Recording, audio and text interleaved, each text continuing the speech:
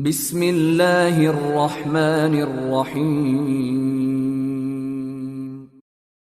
Al-Hadithul Awal an Abi Musa Al-Ash'ari radhiyallahu anhu anna Rasulullah sallallahu alaihi wasallam qala idza mata waladul abdi qala Allahu li malaikatihi qabattum walada abdi fayaqulun na'am fayaqulu qabattum samarata fuadihi fayaqulun na'am fayaqulu madza qala abdi fayaqulun hamidaka wastarja'a fayaqulu Allahu ubnu li abdi baitan fil jannati wa sammuhu baital hamdi rawahu Tirmizi.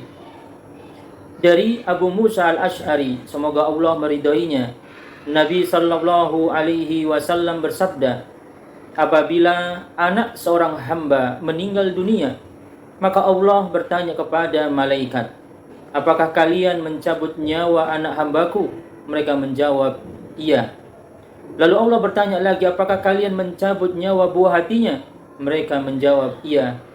Maka Allah bertanya lagi, apa yang diucapkan hambaku?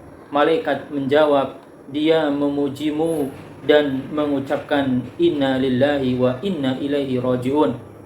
Lalu Allah subhanahu wa ta'ala berfirman, bangunkan untuk hambaku satu rumah di surga, beri nama rumah itu dengan Baitul Hamdi.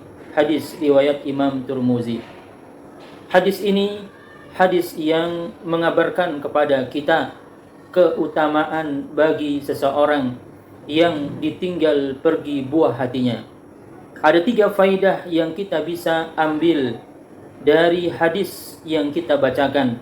Yang pertama, bahwa perasaan sedih yang mendalam yang dirasakan oleh orang tua, terutama seorang ibu, ketika ia mengalami keguguran, maka buah hati yang dinanti-nantinya ternyata ditakdirkan tidak terlahir ke dunia.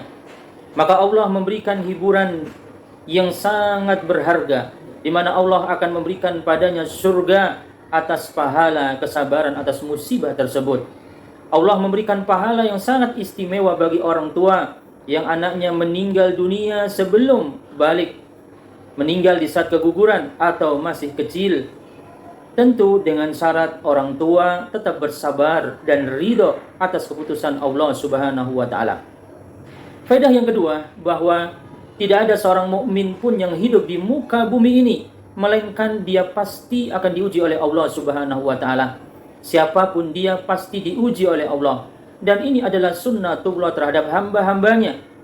Andaikan kelapangan, kegembiraan terus menerus yang diperoleh orang yang beriman, dan dia belum diberikan ujian, tentu akan bercampur mana orang yang benar-benar imannya dan mana yang dusta.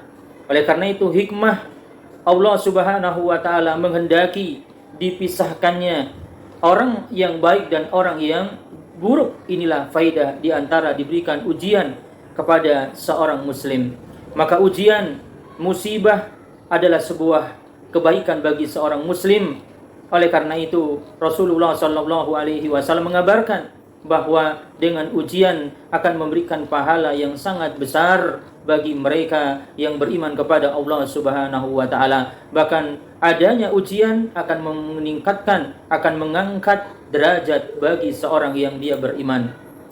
Oleh karena itu, seorang yang dia diuji oleh Allah subhanahu wa ta'ala, maka Nabi sallallahu alaihi wasallam bersabda, may yuridillahi bihi khairan, barang siapa yang Allah inginkan kebaikan baginya, maka Allah akan berikan musibah, Allah akan uji padanya. Hadis riwayat Imam Bukhari.